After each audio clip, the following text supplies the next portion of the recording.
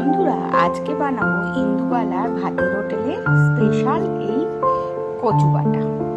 কচু বাটার জন্য আমি সাদা ওই শোলা কচুটাকে এরকম পিস করে নিয়েছি। যারা শিলপাটায় বাটবেন তারা গ্রেট করে নিয়েও করতে পারেন। এর সাথে আরো লাগবে নারকোল কোড়া আর সর্ষে লঙ্কা। এই সর্ষে লঙ্কা আর নারকোলটা একসাথে আমি বেটে নেব, আর এটা আলাদা বাটবো মিক্সিতে। যারা শিলপাটায় সব বাটতে পারেন তারা বাটতে পারেন। এই শোলা কচুটাকে আমি মিক্সিতে বেটে নিয়েছি। এবার ছাঁকনিতে করে ছেঁকে নেব। ছাঁকনিতে করে একটু চেপে চেপে আমি জল বার করে দেবো, কারণ কচুটা বাটার সময় আমি অল্প জল দিয়েছিলাম আর কচুরও কিছু রস বেরিয়েছিল। এগুলোকে আমরা সব চেপে চেপে, এই যে বেরিয়ে এসছে দেখুন জল, বার করে দিয়ে শুকনো ড্রাই ফাইবারটা আমরা নেব আর কি। এতটা কচু থেকে মোটে এইটুকুনি জল বার করে এইটুকুনি কচু এসছে। এখন আমি এই সর্ষে আর লঙ্কা বেটে নেব। সর্ষে আমি লঙ্কা আমি একটু বেশি দিয়েছি, কারণ এই যেগুলো একটু ঝাল না হলে অনেক সময় গলা চুলকায়, ওই জন্যই জলটা ফেলে দেওয়া দরকার। এবার আমি কড়াই বসিয়ে দিয়েছি, এর মধ্যে আমি একটু সর্ষের তেল দিয়ে দেবো।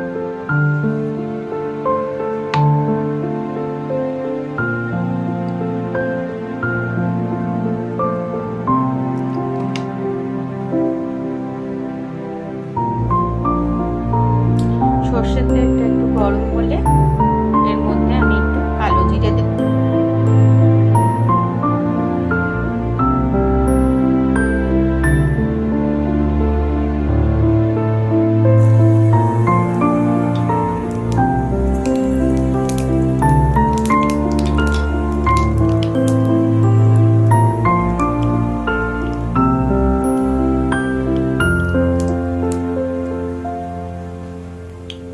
কালো জিরেটা ভালো গরম হয়ে গেছে, এবার আমি কচু বাটাটা দিয়ে দেব।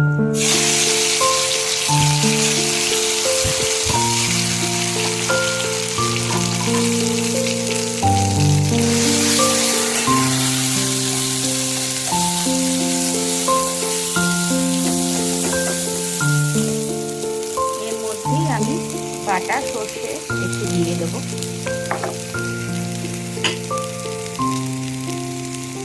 আর নারকোল কোড়া এটা দিয়ে আমি কষাতে থাকি। ভাজা ভাজা হলে নামাবো। বেশি কাঁচা অনেকে এই কচু বাটাটা খান, কিন্তু অনেক সময় কাঁচা খেলে কি হয়, অনেক সময় গলা চুলকায়। তাই জন্য আমি একটু কড়াইয়ে কালো জিরে আর তেল দিয়ে একটু নেড়ে নিচ্ছি, আর নুন মিষ্টি দিয়ে নেবো। খুব ভালো লাগে খেতে। এটা ভাজা ভাজা হয়েছে, এর মধ্যে আমি একটু অল্প করে চিনি আর নুন দিয়ে নেব, স্বাদ মতো নুন। যে যার স্বাদ মতো নুন মিষ্টিটা অ্যাড করে নেবেন। আবার অনেকে মিষ্টি খেতে পছন্দ করেন না, তারা মিষ্টিটা স্কিপ করতে পারে। কচু বাটাটা মোটামুটি আমাদের হয়ে এসছে। আর একটু ভাজা ভাজা করে আমি তুলে আপনাদের দেখাচ্ছি। মাছ মাংসের ফাঁকে একটুখানি এই কচু বাটা যদি বাঙালির পাতে পড়ে, খুব ভালো লাগে। আমার কচু বাটা কমপ্লিট হয়ে আমি বাটিতে তুলে নিয়েছি। এটা গরম গরম সাদা ভাতের সাথে ভীষণ ভালো লাগে। আপনারা খেয়ে দেখবেন। ভাত দিয়ে মেখে খেতে খুব ভালো লাগছে কিন্তু।